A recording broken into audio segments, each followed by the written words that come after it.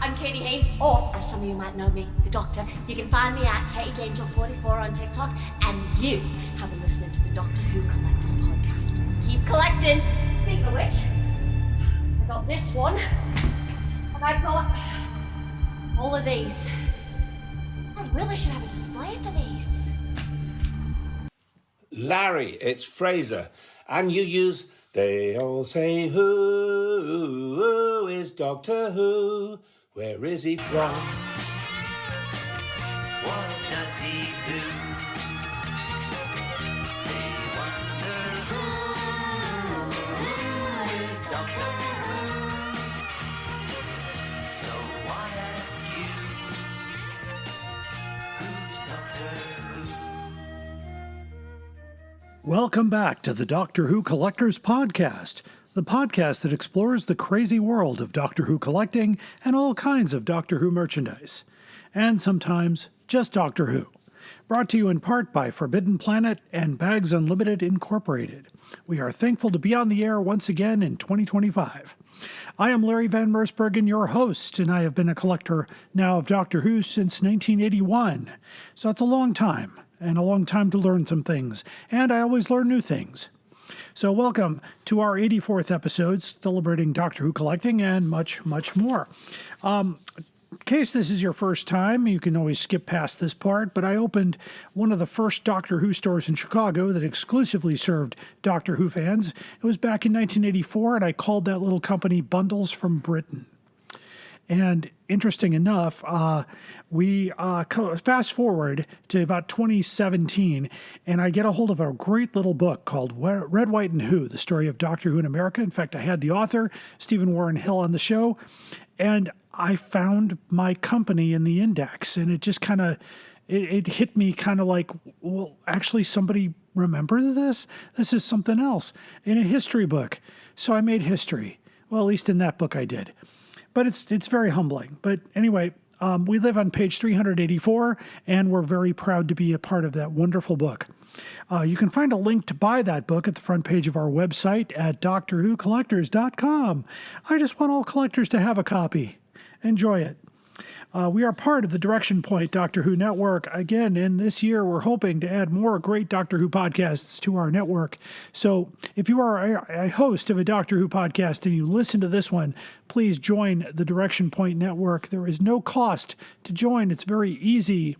All you have to do is make a 30 to 40 second bumper for each of our podcasts. It doesn't take very long. I do it all the time. And that way you reach other listeners. It's a wonderful thing.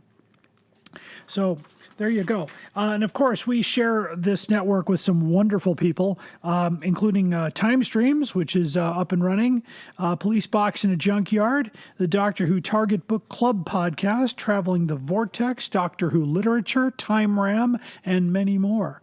For more information, go to directionpoint.org. And speaking of links, I include this in every episode in case this is your first one. Take a look at timelash.com, and under that heading, select the TARDIS library. It is one of the most thoroughly kept up databases of Doctor Who merchandise in print, media, and basically books, audio, video, but no magazines, no figurines, that kind of thing. But you can also set up a free account and keep track of your stuff that you own or the stuff you want to buy or your want list, and even provides convenient links to eBay and Amazon. So you definitely have to check that out. And a big thanks to my good friend Dan O'Malley, who keeps that site free. If you need to do a deep dive, if you want to do like a deep dive into Doctor Who merchandise, you want to find the Dalek cufflinks or something like that, then you need to find Howe's Transcendental Toy Box at drwhotoybox.co.uk. My good friend David J. Howe, of course, is behind that, and I just spoke to him the other day. What a great guy. A good friend, too. Just a wonderful guy. Good resource, too. So if you need to have a question answered, I can usually direct it to him, and he can usually find the answer. Now, if you're shopping and you want to look for some great Doctor Who items at great prices, now look no further than DoctorWhoStore.com. That's Alien Entertainment. They have what you need and are currently always running specials on certain things. If you happen to live in the Chicago or West suburbs, you can select free pickup from the store and save on that shipping cost. So for store hours, of course, they're in a wonderful location in Lombard and in Logan Square. AlienEntertainment.com for that information. You can also find some great stuff at Forbidden Planet, but you don't need to go to Forbidden Planet to do that. You can stay right here from the liberty of your couch, I guess, and visit DoctorWhoCollectors.com. I think I got that right. Anyway, our own eBay store is there, and our merchandise links. You can do that. Just visit our website. DoctorWhoCollectors.com. And I'm sorry if I messed up there. I went off script, and you should never go off script. And don't forget our own eBay store. We've got lots of books for sale, including some hardcovers and some Radio Times issues and some fun things there. And that's what helps keep us on the virtual air. You can also find some great Doctor Who items at our good friends at Who North America. Keith and Jenny, wonderful people. They've been great to me for the last couple of years. And they opened, they've been open for quite some time. In fact, I was in a documentary about them not long ago. So that's whona.com. And of course, don't forget our wonderful friends at the Who Shop in London. And a big hello out there to Alex and the whole staff. And thank you for listening. You can find them at thewhoshop.com. In addition to all of our podcasts posted on our website, we have the complete guide, one of the most complete guides to Doctor Who classic hardcover books. These are the books from Tandem Publications, Wingate, W.H. Allen, Longbow, that kind of thing. We list reprints that we've discovered and information that we've discovered from the field and from collectors all across the world who've contributed to our database there. We also have been a contributor to Paul McSmith's book based on a TV series, I think it's called. Anyway, that's about it. But what's going on? What is going on? Well, I am pleased to announce that Doctoberfest is set for Saturday, October 18th at the Who North America location in Canby. That is all, except that I will be there. But that's it. I'm the first guest, and we'll see what goes from there. Still being planned, and I will keep you posted. Target books. We buy a lot of job lots of Target books. We're talking if you've got 20 or 200, we have a fixed price. If the books are in decent condition, either they're not beat up or they're not library copies or with stickers or whatnot, we try to pay an average of about $2.75 per book. And we will pay to ship it as well. We'll help you out there. Just if you want to get rid of them, you can sell them to me and save the hassle of going to eBay. So that's really, really a helpful thing. Just email me at drwhocollectorspodcast@gmail.com with your list, condition, and maybe some photos, and I will get you back an offer. On today's show, we will continue our coverage of those classic hardcovers in the year 1986 with my special guest, Tony Whitt of the Doctor Who Target Book Club. I usually go through the book and its background, who did the cover, any special stories about it, its value. And Tony, from the help of his podcast, the Doctor Who Target Book Club podcast, will give you the review of the actual novel itself. So is it a good read? Yeah, exactly. So it's a wonderful, wonderful time whenever Tony gets on the program. It's a popular show. I also want to thank our patrons. If you do want to see exclusive video material, you can go to our Patreon site at patreon.com/Doctor Who Collectors Podcast. You can also support us at our web host. That's at Podbean. We're a Podbean podcast. DoctorWhoCollectors.podbean.com. Our theme song is Who's Doctor Who, composed by Barry Mason and Les Reed, performed by my good friend Fraser Hines, who, by the way, usually comes with every convention ticket. So keep an eye on that so you can meet Frasier just about anywhere. And if you caught my last episode, I had a chance to interview Frasier Hines along with the great Wendy Padbury on the main stage at Chicago TARDIS, and that was a lot of fun. And I do apologize. Some folks had said that the audio was hard, but that's how it goes, though. Sometimes when you're recording live, you don't always get the best take, but I was able to understand it pretty well. So there you go. You can take this podcast with you anywhere you go, including Apple Podcasts, Pandora, iHeartRadio, and Podbean. And at most anywhere you get your podcasts, Spotify included. We are, of course, a Direction Point Network podcast. So after this short break, we'll go to My Time, do our main story about those hardcovers, and a most outrageous offer of a most outrageous nature, I should say. So until then, stay tuned. Traveling the Vortex. Are you ready to embark on an epic journey through time and space? Join the thousands of Whovians around the world who've discovered Traveling the Vortex, the ultimate Doctor Who podcast for die-hard fans and curious newcomers alike. Every week, we dive deep into the Whoniverse, discussing the episodes, theories, and hidden gems. We dissect the Doctor's adventures, share behind-the-scenes stories, and explore the legacy of this iconic show. Traveling the Vortex brings fans together, fostering a global community of Whovians. Whether you're a fan of classic or new Who, there's something for everyone. Join us on this incredible journey as we unravel the mysteries of time and space. Don't miss out. Subscribe to Traveling the Vortex today on your favorite podcast platform. Traveling the Vortex. Your ticket to adventure awaits. Traveling the Vortex is a proud member of the Direction Point Podcast Network.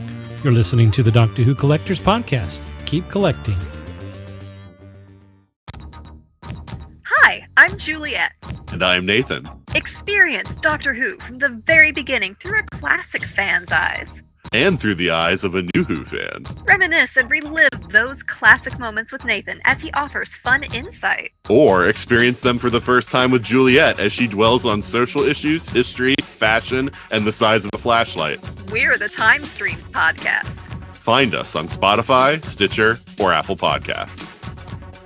You're listening to the Doctor Who Collectors Podcast. Keep collecting. It's my time. And now it's time for my time. I hope everyone's had a great new year and everything behind us from 2024. It's great to be back in 2025. So what's on the horizon for us here at the podcast? Well, anyway, a lot has happened. So including some of my collection photos were released on a Blu-ray release, the one with Sylvester McCoy. And it was really exciting to see that and on there and be thanked in the credits. It was really cool. I'm also working on a documentary with Keith Bardfather on the Who USA tour. And I'll also be part of a PBS documentary on Doctor Who fandom. And that's being put together by Russell McGee. So wonderful, wonderful things happening there. I also announced earlier, but a little more detail, Doctoberfest 2025 has been announced for October 18th down at the Who North America in Canby. So we're excited to be there. I will not be at Consinity this year. They rotate their guests every so often, which is fine. But I was not included this year, but that's okay. I'll be back very soon, I'm sure. In any case, I'm hoping that we have a stellar year. I mean, we're still kind of hoping for some guests. We will have Lauren Cornelius back on the program. She's actually broken into some TV, and we got a box set coming out there. We left the door open for Daisy Ashford. We're not sure we'll hear from her, but we also still have a standing invitation with Lisa Bowerman, which is running on 1.5 years now.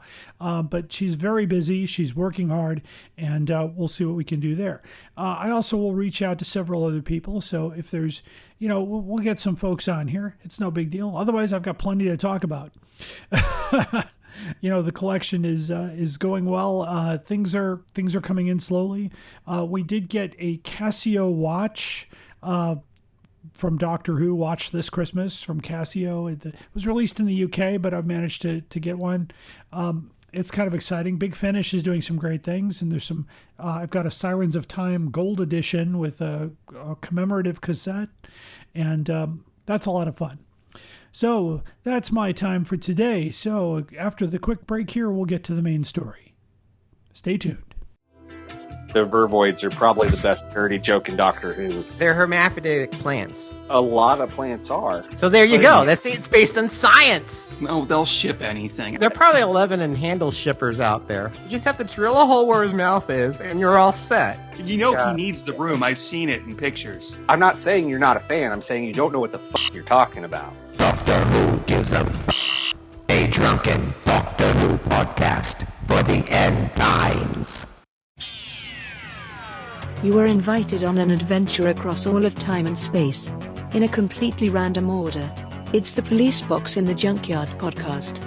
Jump in the TARDIS with your hosts, Eric Gulbranson, Asad Kheshki, and Matthew Kressel. Explore Doctor Who TV stories, audio adventures, and books, both novels and non-fiction. The Police Box in the Junkyard podcast. It's the entire Whoniverse on shuffle. The Police Box in the Junkyard podcast is a member of the Direction Point Network and is available about once a month wherever you find your podcasts. You are listening to the Doctor Who Collectors podcast. Keep collecting. Up there is the scanner, those are the doors, that is a chair with a panda on it. Sheer poetry, dear boy. And now it's time for the main story. This is a continuation of our coverage of classic Doctor Who hardcovers that we have done over several episodes now. And we've covered 1974 through 1985 with the imprints of Universal Tandem, which happened to be Alan Wingate, Longbow, and W.H. Allen. Today we start in 1986, where the W.H. Allen imprint is used exclusively in the UK. It is a better year with 12 books being published compared to only 11 Target paperbacks and 2 companion stories, and 1 useless travel guide. Again, another brief history in case you're joining us for the very first time on this show. In 1975, Universal Tandem was sold by UPD to the British conglomerate Howard and Wyndham, and the company was renamed Tandem Publishing. And that was before being merged with the paperback imprints of Howard and Wyndham's general publishing house, W.H. Allen, to become Wyndham Publications Limited in 1976. In 1977 and 78, the Wyndham identity was completely phased out. The Tandem imprint was phased out in 1980, and all surviving titles were reprinted under the principal paperback imprint of Star Books.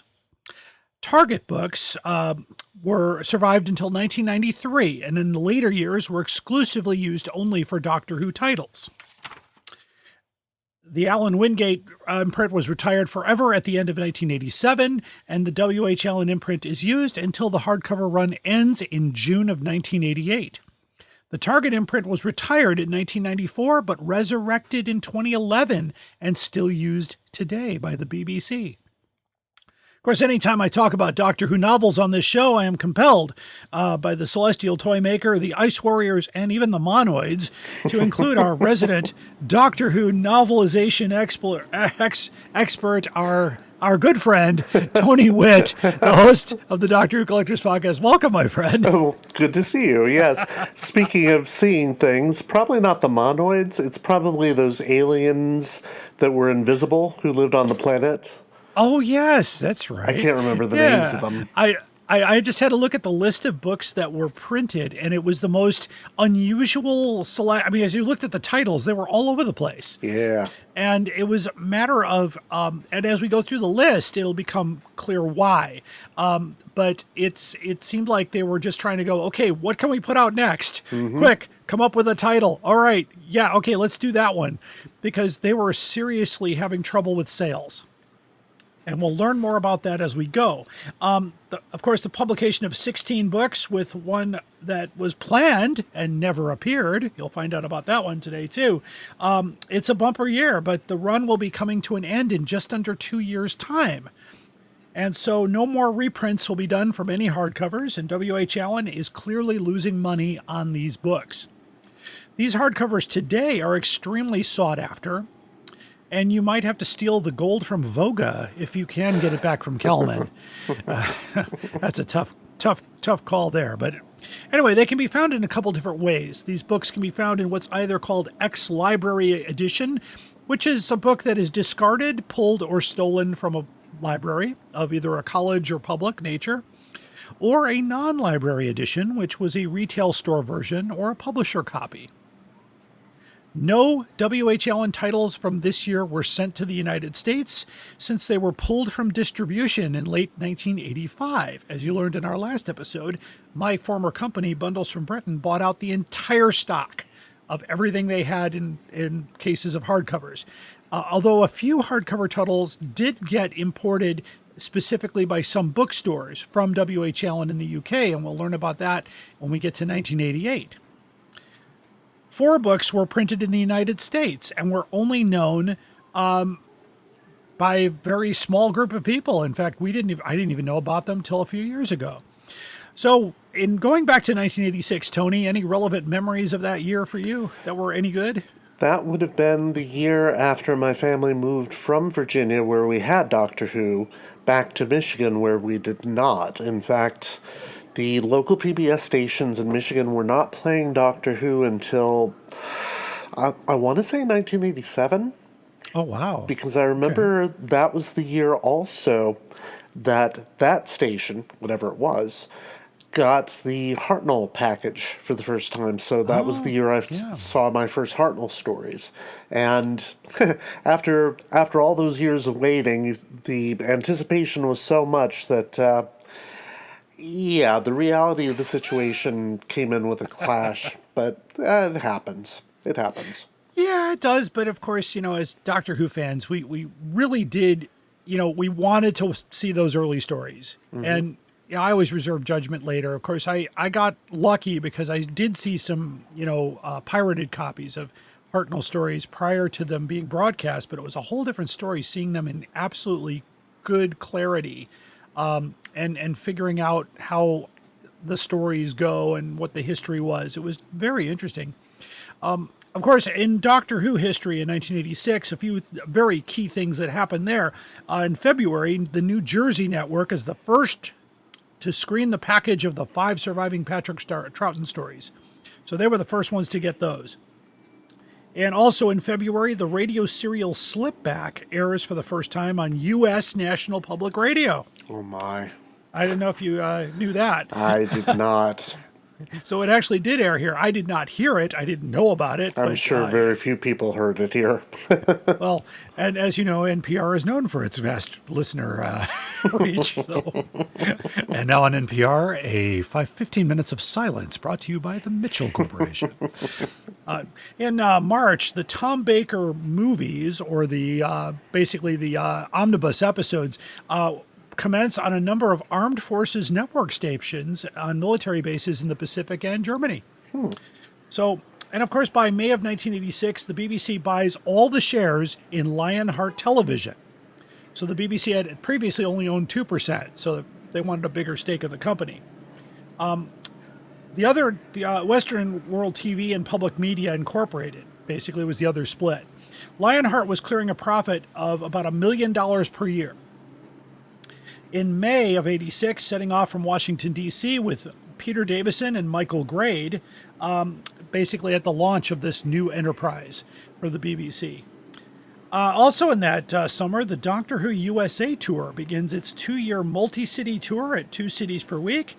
It was hoped that all 185 plus markets where Doctor Who is screened across America would be visited, with the bold exception of Chicago. They did visit, but all we got was the bus and Bessie. No guests, no videos, no vendors, nothing. Because and by the way, I'd go more into that, but I'm going to give you a shameless plug because you can hear my story on the new Real Times Pictures by Keith Barnfather documentary on the Who USA tour coming soon to DVD and Blu-ray. There we go. I actually went down to Navy Pier to do that interview, which is where they decided to set up shop. Because there was no venue no indoor place to screen videos, no real place to for the guests to go, and they weren't allowed to have any vendors, probably because the city of Chicago wanted to be paid a special tax for that, I'm guessing. Of course. So there we go. I'll talk about that more in detail there. In May of 86, though advertised at the opening, the play The Inheritors of Time, which I did see, was canceled because they violated all kinds of copyright rules. So I still have my little yellow button for that, too. They gave out all these buttons with the Doctor Who logo, and I wonder if that was the problem. I don't know. In August, after 23 issues, the U.S. Marvel comic Doctor Who is canceled due to falling sales. Apparently wasn't being bought. In September, under its Playhouse video brand, CBS Fox releases Revenge of the Cybermen on VHS. I do remember that.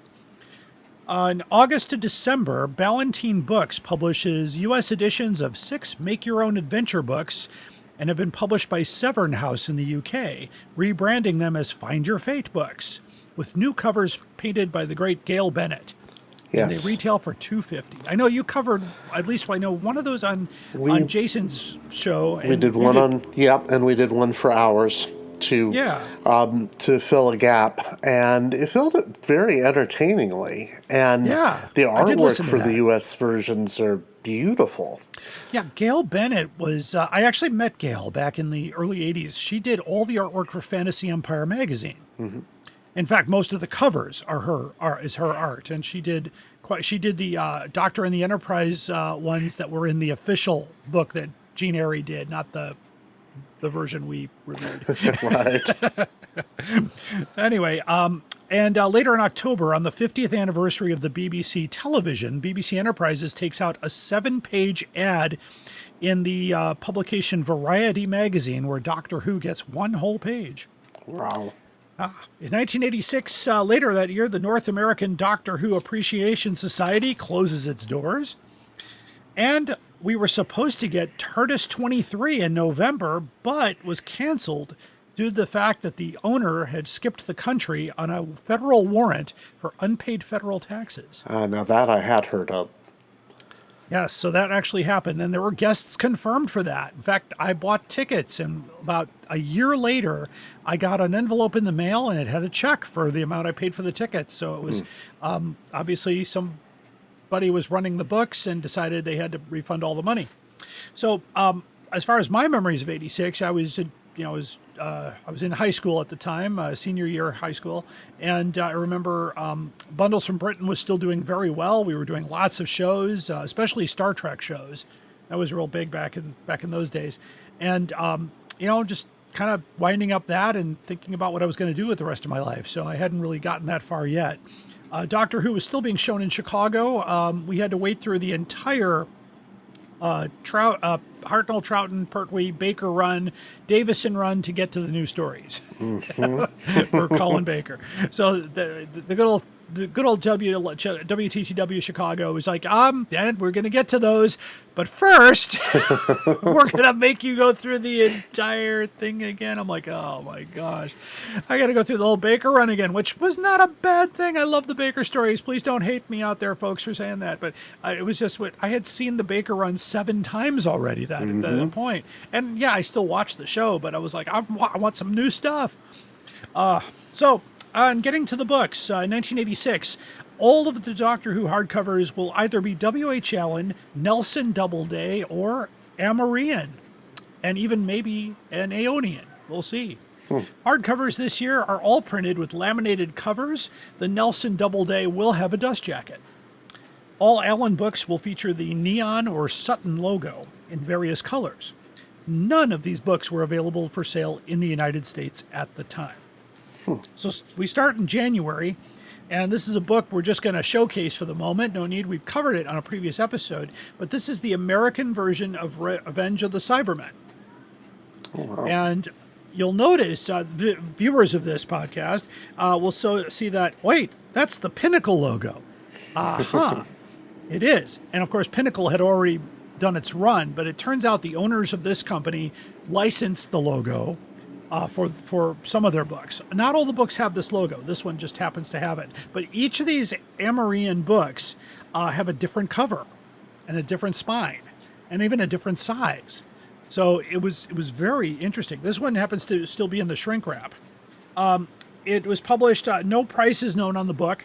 The book was said to be limited to 80 copies, though it may be more. We don't know.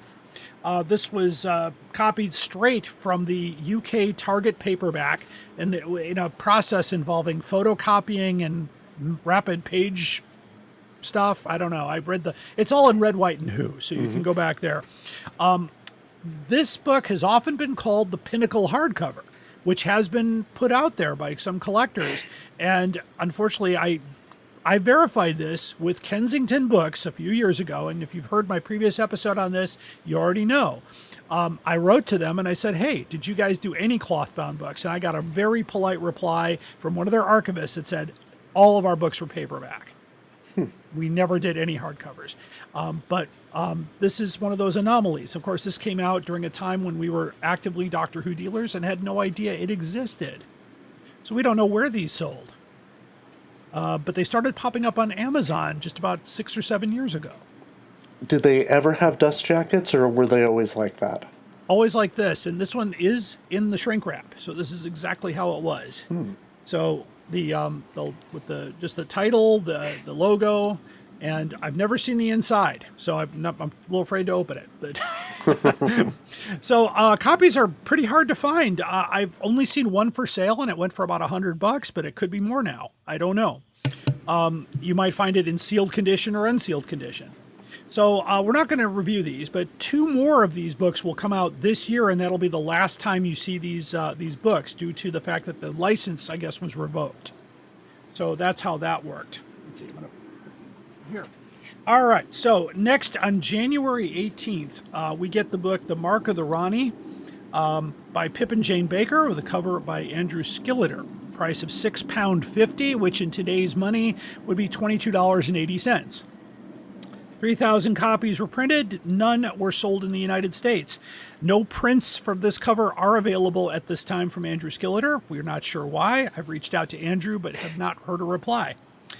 This book is not very hard to find, and can be bought for an average of about $60. This copy happens to be a non-library copy, but it has a child's name written on the inside cover. So what did the club think of Mark of the Rani? Oh, that wasn't that long ago. That was episode 157. Dalton gave it a 2, Allison gave it a 2.25, and I gave it a 2. And it's surprising that Allison gave it a higher score than we did. Yeah. But that was mainly because of the character, the Rani. We all love the Rani. Mm-hmm. What we don't like is the Pip and Jane Baker writing style. Okay. Which we'll be seeing again quite soon when we start doing Trial of a Time Lord next month. So stay tuned. This is true. Oh, God, help us all. So, of course, in 1987 or early 88, they do Time in the Rani in hardcover. So it does come back to haunt you. Okay. Unfortunately. In late January, this was an interesting thing that happened. We get The Further Adventures of Doctor Who from Nelson Doubleday, printed in the United States. And this was only available through the Nelson Doubleday Book Club. Has a hardcover with a dust jacket, includes The Deadly Assassin, The Face of Evil, and Robots of Death, all edited for American readers.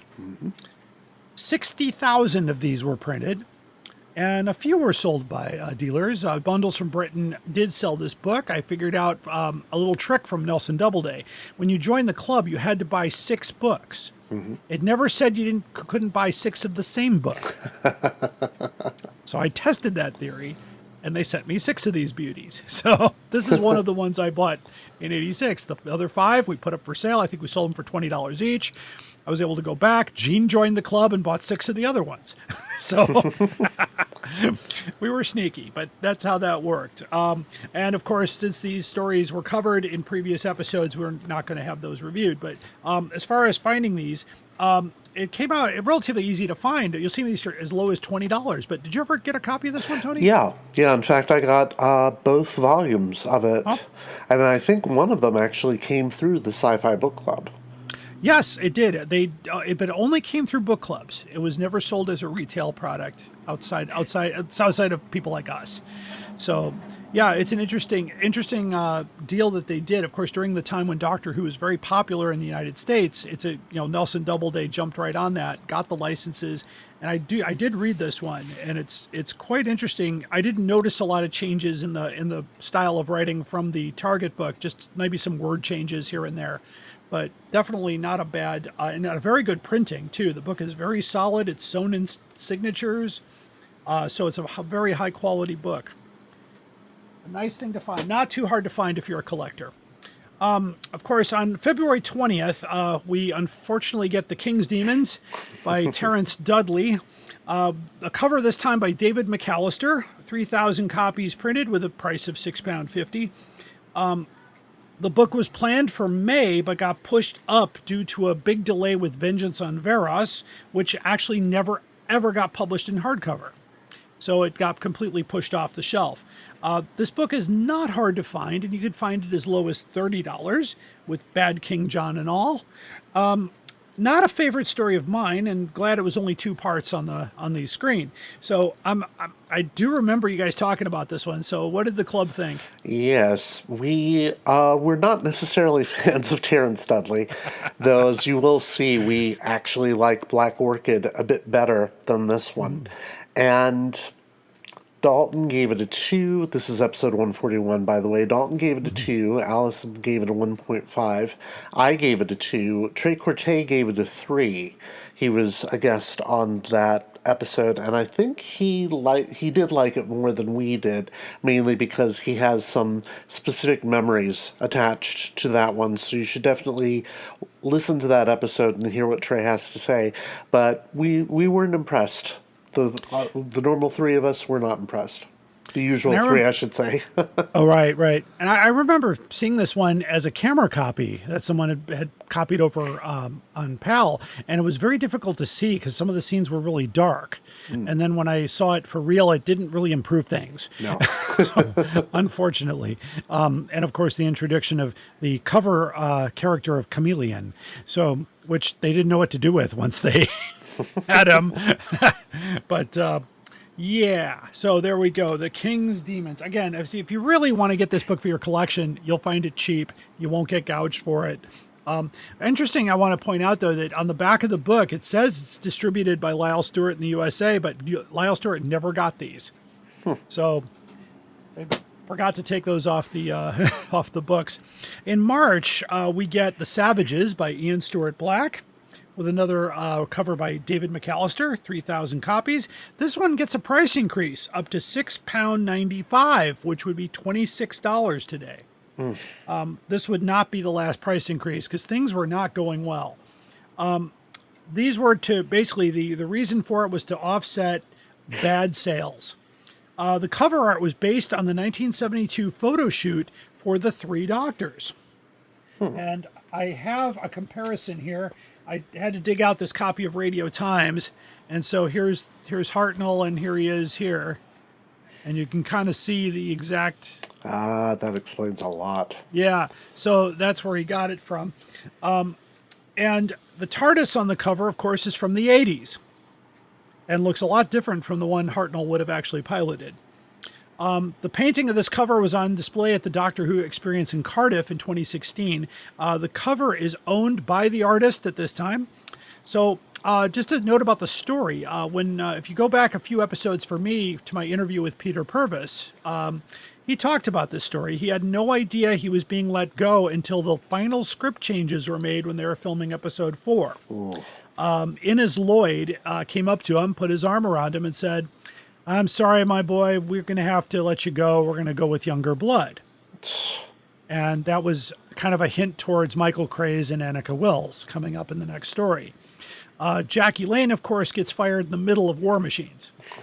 So he didn't find, he basically said it was time to make way. So Michael Craze actually said after that wrap up, he had a beer with William Hartnell. And as upset as he was, he just said, Bill, as he called him affectionately, said, "I think they're gunning for you." And William Hartnell's like, "Nonsense. They'll never fire Doctor Who."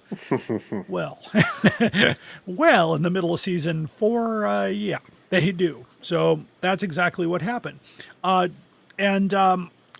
the writing was on the wall. Sadly, the story does not exist in any video format. There is an audiobook that Peter reads, and it's pretty good. The book could fetch around $50 in mint condition. This actually was a library copy, but it's extremely, the binding is really tight, and I can't show it really well, but there's an embossment on the bottom here from, it looks like a private library.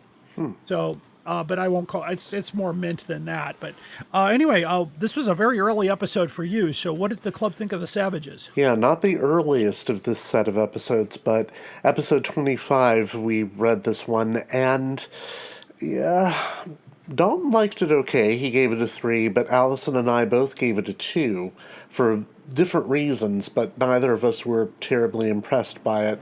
One thing that I do remember particularly is kind of a funny moment in retrospect, that at one point a character muses that it must be a Tuesday because only strange things happen on Tuesdays, and I took issue with this, and Allison couldn't understand what I was taking issue with because she hadn't understood that it was an alien character saying that this planet had Tuesdays. This was a Tuesday. And finally she figured it out, and you have one of those lovely moments. Yeah. Yeah, one of my fonder memories of the podcast. Absolutely. And I did read this book because it was missing. I wanted to find out what happened. And I don't know how true it is to the actual screen story, but the telesnaps are out there as well if you want to find those. Just not a very hard book to find in that respect. All right, moving on. This is where it gets random. So in April, we get a hardcover edition of The Giant Robot by Terrence Dix. Cover is by Jeff Cummins. 3,000 copies. The cover was actually painted in 1979 when the reprint was done. So this cover was not even a new cover. This is the old cover, except for the logo. And when no explanation is given why it is 7 years later than the last paperback. This would be the last of the books published in hardback from the 70s. This book was pushed up to the delay of Fury from the Deep, which was pushed back in its deadline. It's not very hard to find. I've seen it for as low as $25, although DoctorWhoStore.com has a copy for $125. I think he's just left that up there. He doesn't change anything, so that's just how it goes. But this is an older one for you, too, as well. So what did you guys think of Giant Robot? Yeah, that was episode 78, and we had Trey Corte back on the show that time. Dalton gave it a 3, Allison gave it a 2, I gave it a 3, and Trey gave it a 3.5. Basically, we really enjoyed that book. Even Allison's 2 is kind of a qualified 2. We actually did enjoy it quite a bit. It was back when Terrence Dix still kind of cared about the novelizations, and it was his own script, so of course he did. It's a great improvement on the televised story, which is not bad. It's just not the greatest Tom Baker story either. Well, I also remember reading that they filmed most of the first part of Robot at the same time as the episode 6 of Planet of the Spiders. Yes. And so there was a lot of rush to scripts and stuff. I can imagine that this was kind of a chaotic period. So I understand that. Of course, I didn't get to see Robot straight away. When I saw the last Pertwee episode that they showed here, the next episode that was on the next week was Underworld. Oh. And I was confused out of my mind. I'm like, okay, wait, this is not the guy I saw last week. And a week later, they showed Giant Robot. I saw the opening, and I'm like, oh, that's how it works. Okay, so then I was hooked. But Underworld made no sense to me at all. I was just completely lost. But that's how WTTW did things. So, but yeah, Giant Robot, everybody. If you need that for your collection, that's the final edition. I don't know if Virgin did one. Somebody will probably write and say, of course they. Or I don't know if they did or not. But moving on. The next book has 2 possible publication dates. 3 different people argue on when it came out. It either came out in April of '86 or August. 2 of those sources cite April, so I'm siding with them. So that is, if anyone has more information, give me a contact, DoctorWhoCollectorsPodcast@gmail.com. This is the Slipback by Eric Sayward. cover by Paul Mark Tams. 3,000 of these were printed. Paul was commissioned to do Fury from the Deep, but his drawing was rejected. So JNT said, well, I feel bad for you. Why don't you do Slipback instead? So he did. This is the only hardcover of a novel of a story that aired on radio and not TV. And not a hard-to-find book. Be found for about $50. The ex-library copies of this particular book are not very common. I don't think this one got sent out to libraries. So anyway, I do recall that you didn't know that there was a hardcover from the Slipback until you saw my panel at Chicago TARDIS. That's the first time I knew about that, and that was after we had recorded the episode about it, so I felt a little ashamed that I didn't have that information. Yeah. Oh, and I was very happy to send real Target copies to your panelists for that as well. I had a bunch of them here, and I thought, well, I could either try to sell them to somebody, or hey, you know what, even better. Yes, they are still thanking you for that, Larry. I know. Anyway, I know what the answer is, but go ahead and tell our listeners what you guys thought of Slipback. Well, that was very recently. It was episode 165. Dalton gave it a 2.5, Allison gave it a 2.25, and I gave it a 3.5, mainly because I've always kind of liked that book, and we've said many times before that Eric Sayward tries to do Douglas Adams, even though he hated Douglas Adams. And he was always trying to ape his writing style, and Slipback, for me, is one of the few times where he actually accomplishes it. The other one, weirdly enough, is Twin Dilemma, which is also a surprisingly good novelization. Yeah, better than the TV story, that's for sure. So much better than the TV story. But Slipback also improves quite a bit on the radio play, which is, I have a sneaking suspicion that's why my score is higher, because neither Dalton nor Allison actually listened to the radio play, whereas I did. Yeah, and I've heard it. I think I have it on CD somewhere in this pile here. But it's definitely, the book is definitely an improvement on that. And they did come out with paperback editions and hardcover editions for this book. Again, it's not a hard one to find if you really look, and you won't pay a fortune for it. So next, in May 22, we finally get Fury from the Deep by Victor Pemberton. Cover by David McAllister. 3,000 copies were printed, and this was about the standard until 1988 on 3,000 copies. So under the title, it reads, A Classic Adventure of the Second Doctor, now a bumper volume. That's the first time that's happened on a hardcover. And the first draft had actually a Troughton picture on the cover with a wool hat. Rejected. BBC said, no, you can't do that. So no old doctors on the cover was the rule, apparently. Of course, Patrick was still alive at the time of this book, and would have needed a royalty agreement, I guess, on top of that. This book was voted Best Target Book of 1986 by Doctor Who Magazine, issue number 133. And I think I even have, I actually have that, and we're going to look at that in just a second because it's a very interesting little article. One of the things that was different here is that on the paperback, we've got now a bumper volume with an exclamation point, Classic Adventure of the Second Doctor with an exclamation point. The paperback is missing the exclamation point. Mm-hmm. So there was no explanation for that. And this was, it was scheduled as a blue spine, but canceled when Virgin stopped doing Target books. The words now a bumper volume appear on both the imprints. And the price, because it was a bumper volume, they raised the price to £7.95, making that $30 today. Good Lord. So back to the Doctor Who magazine. This was 1988, by the way, February. And basically it has the Target survey results. So the 86 poll. So the runner-up of this was The King's Demons.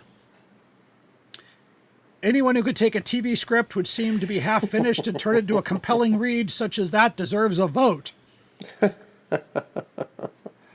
the winner of the 86 Target book poll with an astonishing 801 points was Victor Pemberton's amazing Fury from the Deep. what I can say, except it was an overwhelming victory, and I must say well-deserved.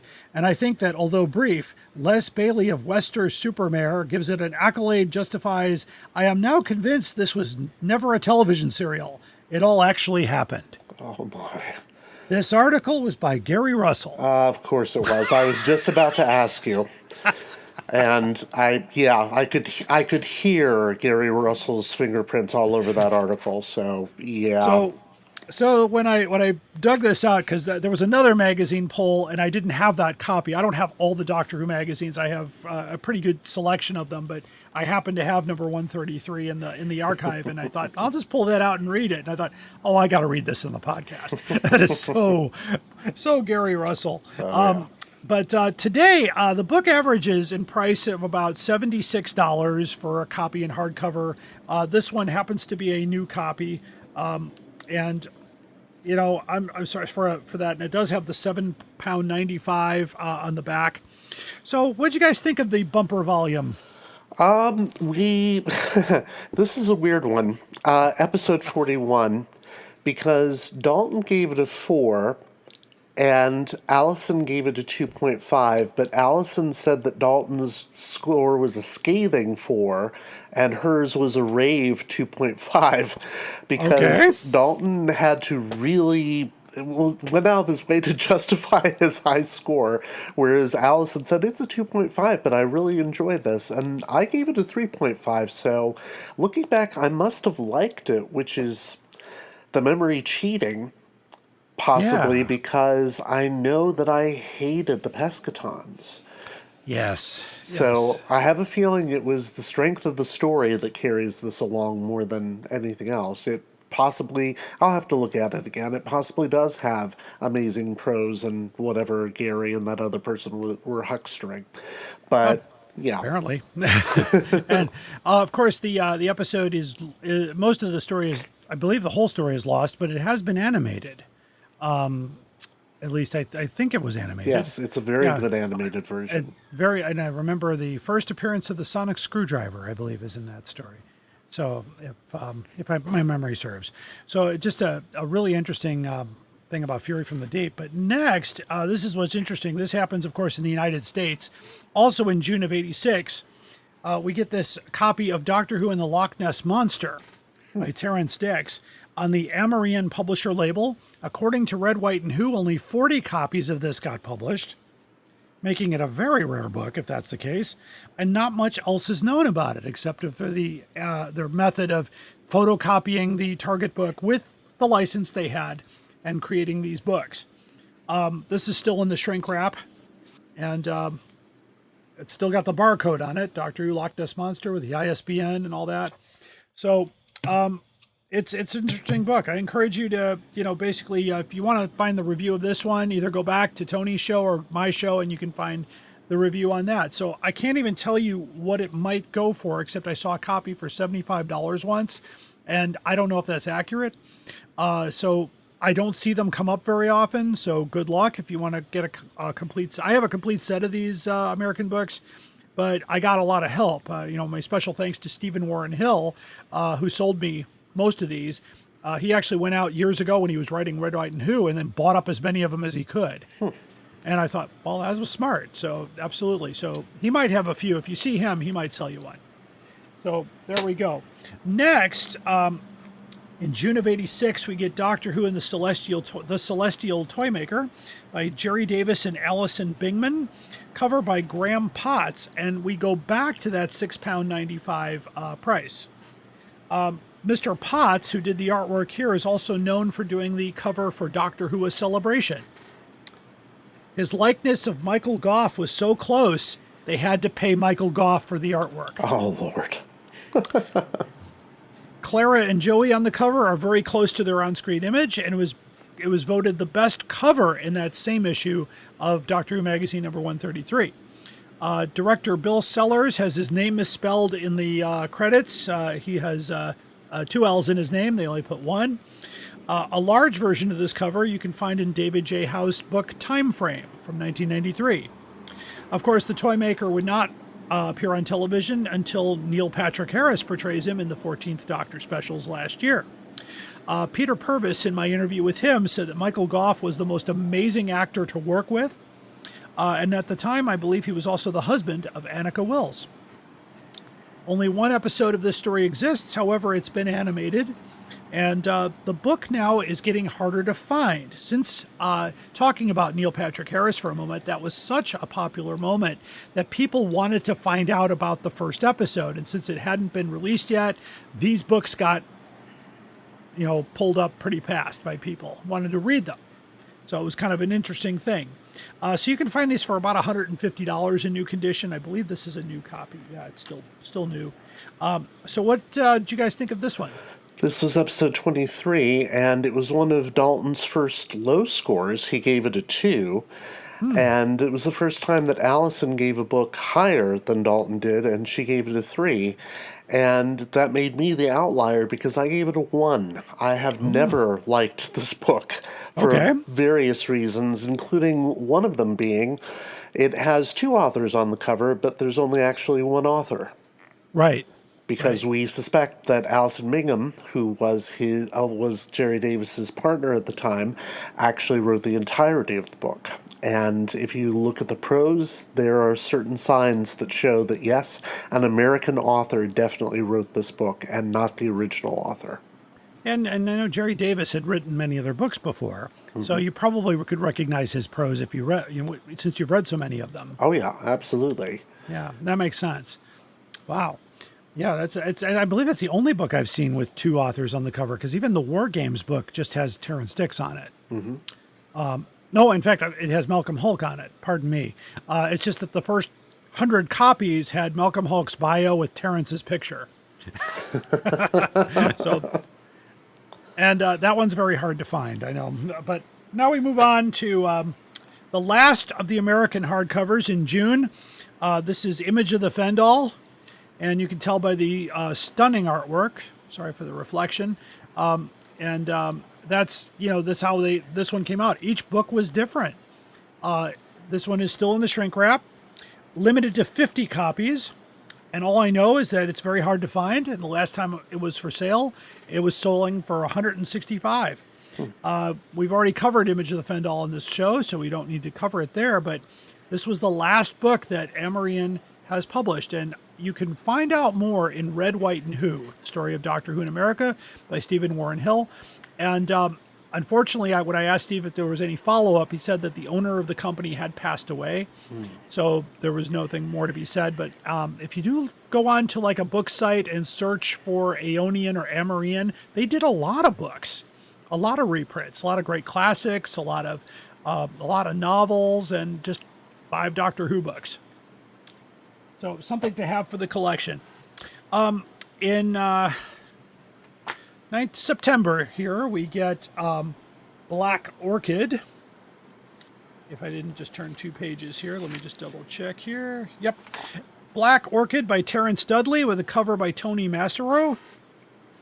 Voted best cover in issue 150 of Doctor Who magazine. Unfortunately, I do not have that issue.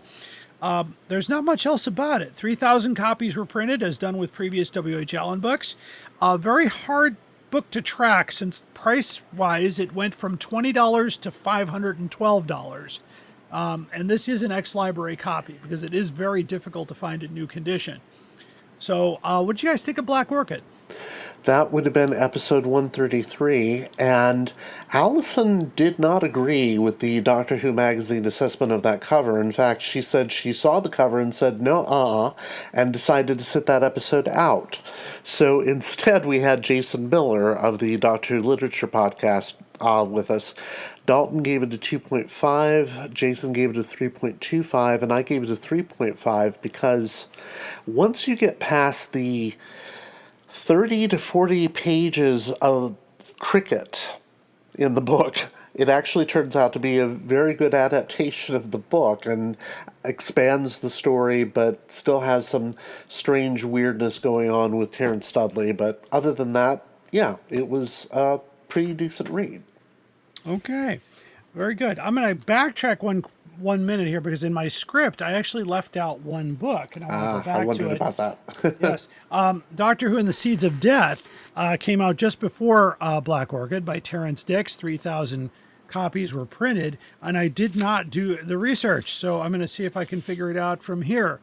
Let's see, does not have the cover art on there, but we can certainly post that on the website later. This is, of course, 3,000 copies were printed, $6.95.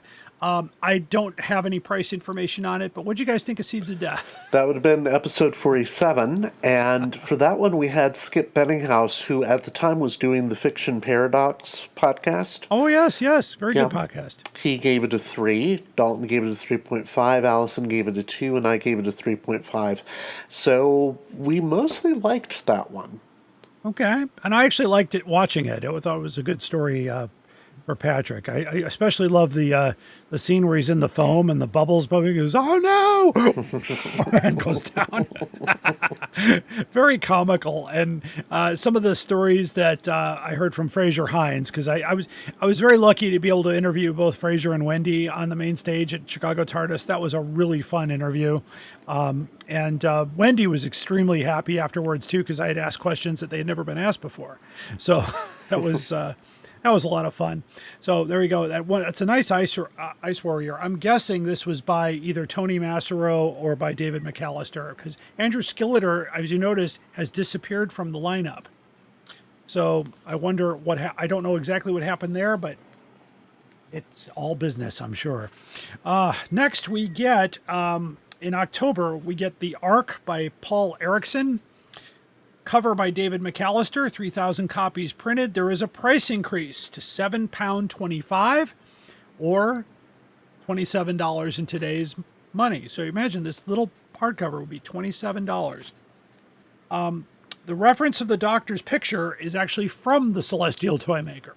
The book is not very hard to find and can be bought for about $50 or slightly more. So what did you guys think of The Ark?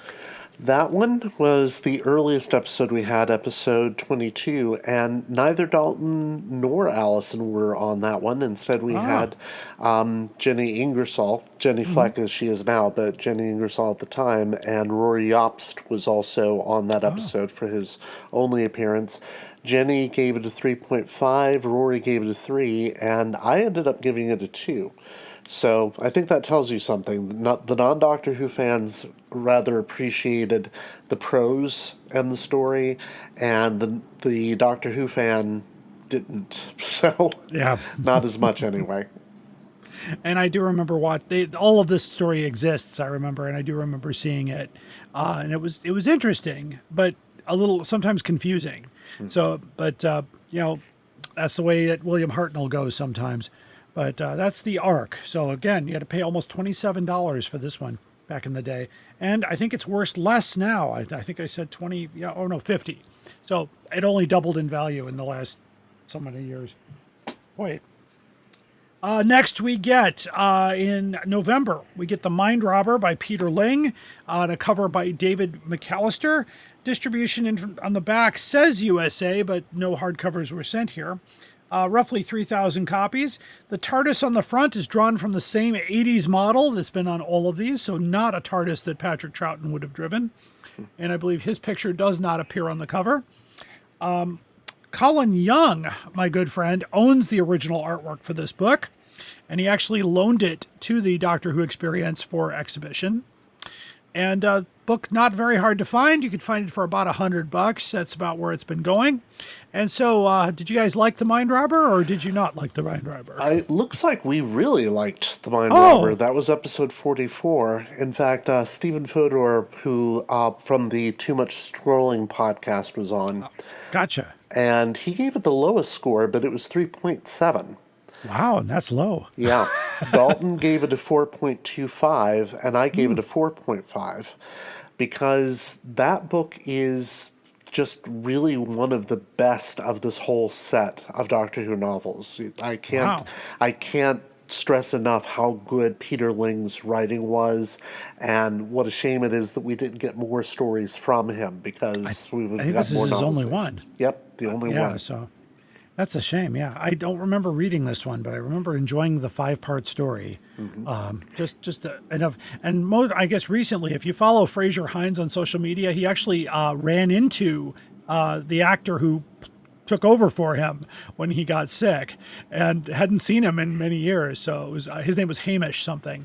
So Hamish Wilson. Yeah, Hamish Wilson, yeah. And said that they hadn't actually talked or seen each other since that time. So it was kind of a neat thing. And it was a very brilliant way they wrote that in, being the land of fiction and all that. Wendy had talked about that in the interview, saying that it was just absolutely the way to go because they didn't know how else they were going to do it. Wow. All right, so that's The Mind Robber. We're down to the last book of 1986. So in December, of course, we get The Faceless Ones by Terrence Dix and a cover by Tony Macero with a £7.25 price tag on there, 3,000 copies printed. Malcolm Hulk actually originally wanted to write this story, but he died before that could happen. David Ellis also passed away, who the original writer of the script passed away before this was done. The TARDIS on the cover is once again the same 80s TARDIS that they did for all of these. And not voted 4th out of 11 best Target books in 1987. But it also could be 9th, because according to the article, it was listed twice. Oops. Again, this book, not very hard to find, and could be found for about $100 in new condition. So you'll notice, folks, if you've been a listener of this show, that some of the early books were going for a lot of money, and I'll close with my most outrageous offer for this episode happens to be a hardcover that sold for a crazy amount of money recently, but these are not, because these kind of had a big distribution, 3,000 copies, and nobody bought them. So a lot of them ended up, in kind of used bookstores or charity shops or whatnot, and so people are always taking pictures going, hey, look what I found at a charity shop for £1. I'm like, oh yeah, Faceless Ones. Yeah. And then a day later it's on eBay for $100. So that's how that goes. Anyway, what'd you guys think of The Faceless Ones? That was episode 34.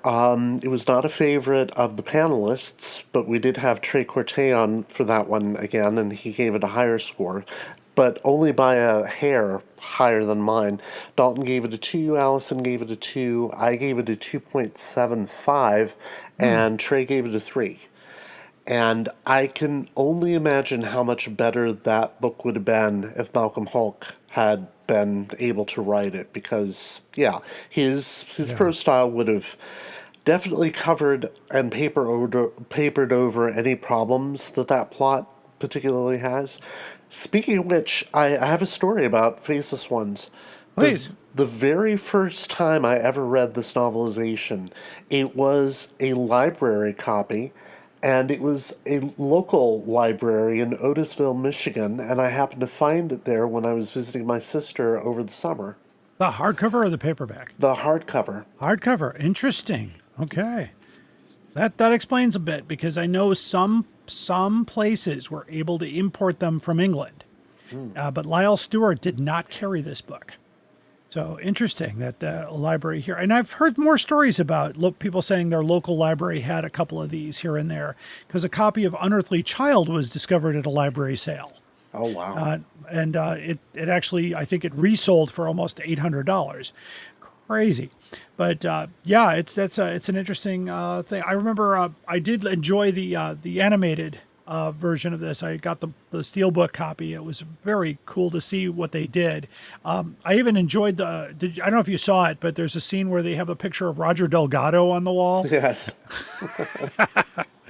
I just thought, oh, I love it when they do that. And then just the next. I guess more animations will be coming forward, but we don't know what they're going to be yet. Well, of course, that concludes 86, but sales continued to decline for these books due to the fact that they were very expensive off the shelf. $27 today is quite a bit for a little book. Some collectors continued to buy them, but not enough to turn around the deficit at Tandem. Target book sales are also starting to decline this year.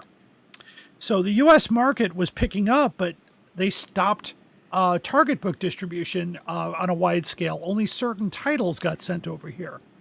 And those famous gift sets that were done to alleviate overstock also never got sent over here. If some of those had, that might have been a different story. Of course, the hardcovers of Doctor Who will end in the middle of 1988. That takes care of that. If you want to own a set of these, it's not impossible. I do have a set. Some are library, some are mint. But after doing an average of costs, it might cost only about $1,086 for all the books, including the American editions and the Nelson Doubleday. So it's a little bit cheaper from last year, but even though this is more books. So my advice, of course, to all collectors out there, make sure you're getting a good deal. Negotiate when possible. Beware of high-priced auctions. I will talk about that in just a moment. You can also find some titles at Abe's Used Books or Books A Million. You might get lucky on eBay, but be careful of high buy-it-now prices. The Target Book Group on Facebook is a great place to shop because they're all trusted sellers there. Especially folks like Dale Santos, Jonathan Ruffle, Luke Ashby, and David Russell, all people I will vouch for on my life. You can also find some new copies at DoctorWhoStore.com, and sometimes you can find them at Who North America in Canby, Indiana. Now, I was talking earlier about a book that got a ridiculous amount. This auction closed on Sunday. It was a non-library copy of The Claws of Axos from 1976 with a dust jacket. And the sold price was £2,555. Oh my God. Which puts it close to $3,000 US. And I believe, I know also, just on the fair point, it was sold by a charity auction person, and I believe the information I got was that a Doctor Who collector who had passed away left his collection, and they were donated to this charity, and they decided to sell off the collection. A copy of Loch Ness Monster first edition sold for £685, but this one went over £2,500, which, of course, there's been some discussion in the Braxiatel collection on Facebook about, well, I've got one. Does that mean it's worth $2,500? Maybe. I've got a copy. It's a nice ex-library copy. Maybe. I don't know what I'm not selling it, but I don't know if that makes it worth that. I don't know how badly that person really wanted that book, but I'm just thinking that's two of my mortgage payments. True. To buy that book, and I thought, wow, that is quite of an investment. I'll talk more about that in our next segment after this. But there you go. So my special thanks, of course, to Tony Whitt, host and producer of the Doctor Who Target Book Club podcast, available on SoundCloud and many other providers. So what's coming up for you guys? We are about to release my interview with Fraser Hines, which I also did at Chicago TARDIS. That's going to be this weekend, and then right after that, a week after that, will be our discussion of his novelization of Evil of the Daleks, because we kind of needed a break from Colin Baker, believe it or not, but we're about to go back into the trial, so we've only got 4 more books with him, so yeah. But I'm looking forward to hearing that interview myself. And as far as for us here, a future episode will continue the classic hardcovers with Tony Whitt when we look at the hardcovers of 1987. But we can't do that until he reaches the first Sylvester McCoy story, which will be a little while yet. Yes. None of those books were in the U.S. distribution either. So if you'd like to see full color covers of these books, you can follow us on Instagram at Doctor Who Collectors to see the full cover artwork. You can watch this episode on Patreon with a $15 subscription, and I want to thank all of our Patreon subscribers out there for keeping this podcast on the air. And if you have any photos or proof of life of books that I have not talked about and do exist, please give us an email at drwhocollectorspodcast@gmail.com. Put hardcover photos in the subject line so I actually read it. And that would be great. Once again, thank you, my friend, for being here, Tony. I really appreciate your collaboration here. All right, and thank you for having me. Thanks again, and stay tuned, my listeners, for the most outrageous offer. We are going on a journey, a very long journey, through the world of the Target novelizations in publication order. Every week, we are looking at a new book, talking about Terrence Dix, Malcolm Hulke, and all our Doctor Who novelization friends. Whatever you do, keep turning the pages. This is Jason Miller of the Doctor Who Literature Podcast. a member of the Direction Point Podcast Network, and you are listening to the Doctor Who Collectors Podcast. Keep collecting. Hello, fellow time travelers, and welcome to the Doctor Who Target Book Club podcast, the only podcast to discuss, in story order, all the Doctor Who novelizations. My name is Tony Whitt, and every 2 weeks or so, I'm joined by a 2 to 3 person discussion panel, including our so-called expert who's been a Who fan since 1979. That would be me. We also get the views of intermediate, casual, and novice fans who either have never seen the show or who have never read these books until these podcasts, including Dalton Hughes and Alison Seyfried. You can find us on iTunes, Stitcher, or wherever you find good podcasts, or even ones like ours. You're listening to the Doctor Who Collectors Podcast on the Direction Point Podcast Network. Keep collecting. All my travellings throughout the universe, I have battled against evil, against power-mad conspirators. I should have stayed here. The oldest civilization. Decadent, degenerate, and rotten to the core. Power-mad conspirators, Daleks, Sontarans, Cybermen.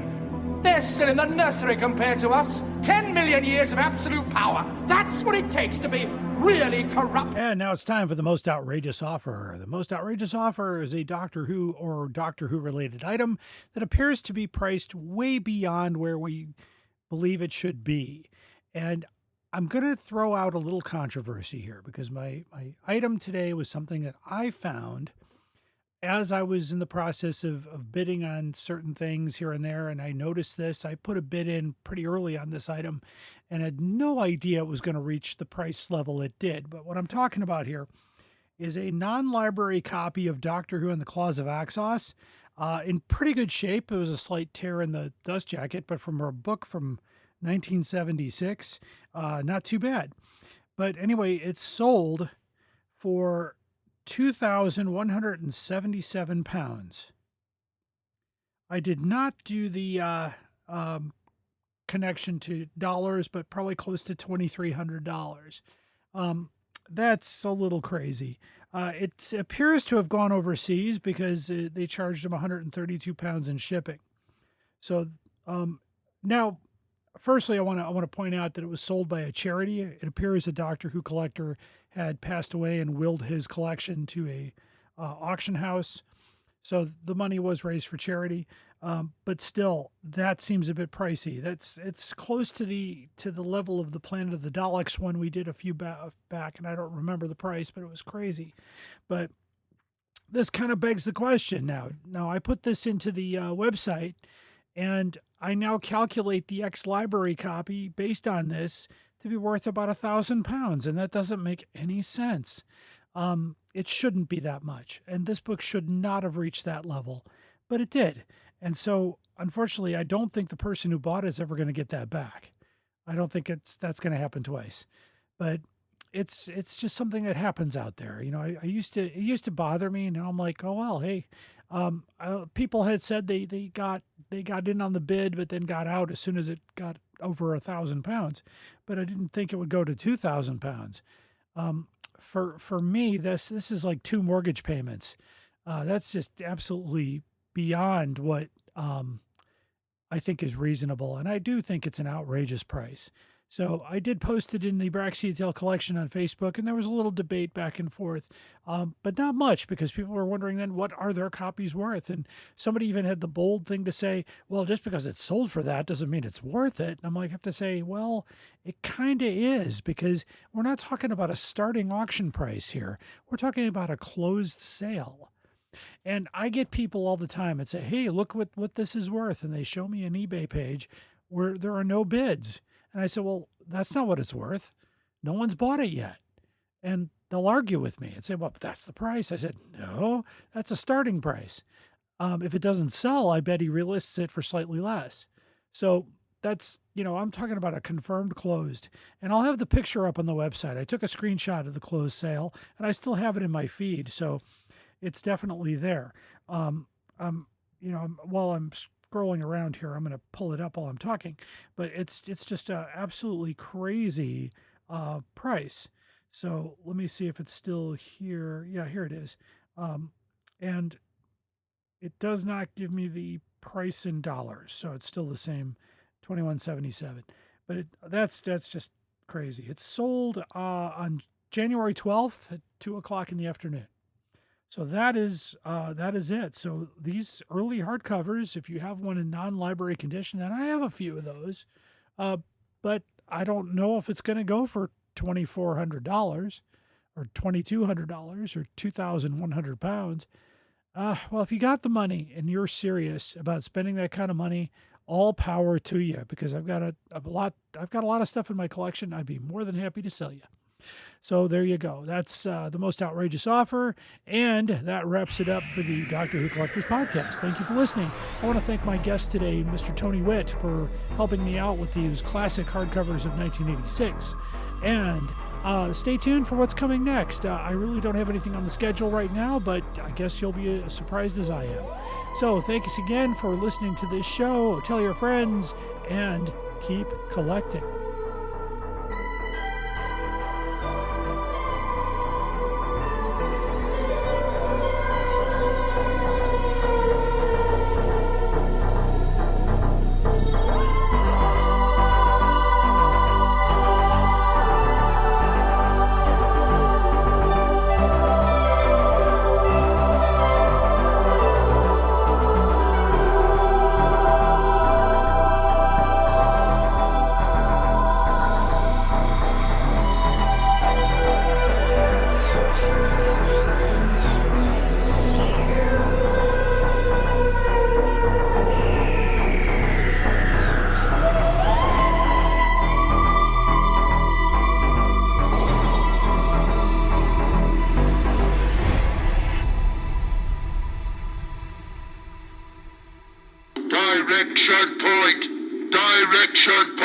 A Doctor Who Podcast Network.